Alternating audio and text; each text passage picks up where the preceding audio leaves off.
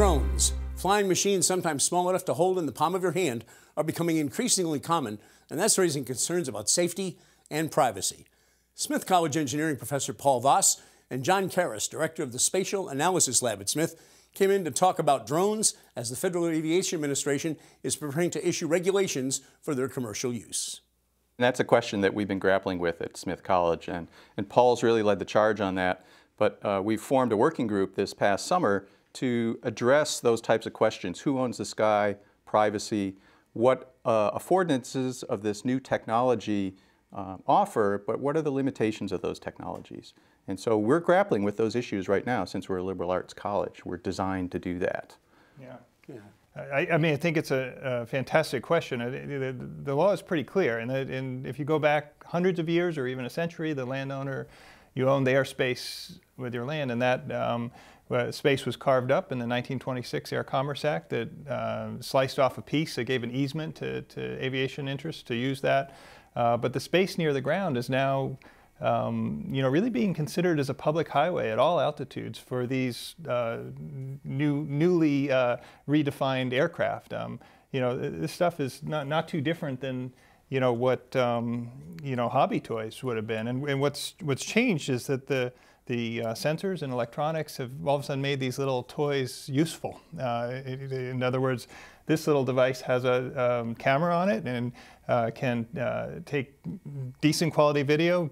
Fast forward a few years and you can do some amazing things with this kind of technology. So the question is, where can you use this? Where's the public airspace and where's the line for private property and local control versus federal control?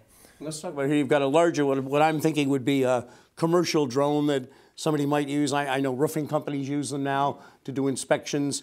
Some agencies are using them to inspect under bridges and tops of towers and things like that. So, I mean, there is quite an application for these. A huge number. Agriculture is a really big one. Just to give an example of one, if you can get a camera up there cheaply over a field and spot an outbreak of a disease or undernourishment in a particular area of the field, you can treat that without blanketing the whole field with pesticides. Inexpensive aerial imagery is very, very valuable, and this is part of what's going on. We're not just dealing with safety. We're also dealing with a real struggle to control airspace and who profits from it, who gets to use it. And right now, the landowner is being written out of the equation in quite a serious way. So that's one of the issues that might be worth discussing a little here. Yeah, absolutely. I do want to do that in our time. The first thing that occurs to me with commercial use of drones, as a guy who's worked in the TV news business for a lot of years, is that, wow, a news director for a relatively small amount of money can suddenly have 3 or 4 helicopters at his disposal or her disposal to take off and look at whatever incident may be going on in their area. Now, I understand with the proposed federal regulations, that's easier said than done because you're going to have to keep eye contact, right, under what the federal government's now proposing.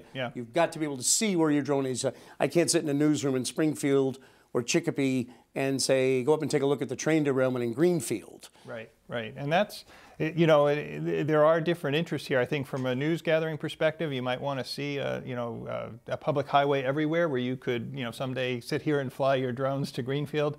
I personally don't think that's a very good way to go. There's just a tremendous sense of invasion when you have little unknown anonymous things flying overhead, and I think we've been advocating very strongly for that. The sense that the landowner has control and you have that accountability, that that's Farmer Jones's drone, you know who to go to if it's intruding on you or filming you, or there's that direct link between the land and the low altitude flying device. But that's not necessarily what is envisioned in this proposed rule. This envisions anonymous little things flying everywhere, filming stuff within line of sight, but that's still quite a long ways. And it could be half a mile, right? So there's, definitely we would like to see in some ways more control than is being proposed. Yeah, and I concur. What we're really stressing is tying the drone to the person for that accountability. But I can counter that argument a little bit.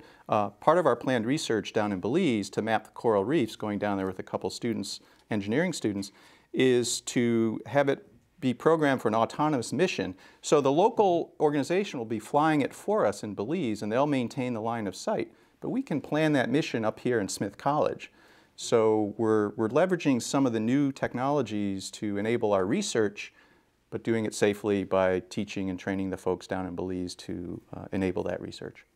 Let me ask you a comment. There was what struck me as just a great phrase in a flyer that went out to promote your March 4th presentation about drones in our backyards and communities presentation you did at Smith College, the commercialization of everywhere. Yeah, that's really what we're talking about. When you look at, how this technology can be used, the immediate uses are, maybe police work, maybe search and rescue.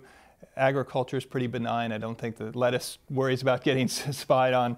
But then you can also say, well, if it, the FAA isn't in the business of distinguishing, who's using it for what. So you've got advertisers, you've got media, you've got paparazzi, you've got a whole range of different uses, some of which may be, objectionable.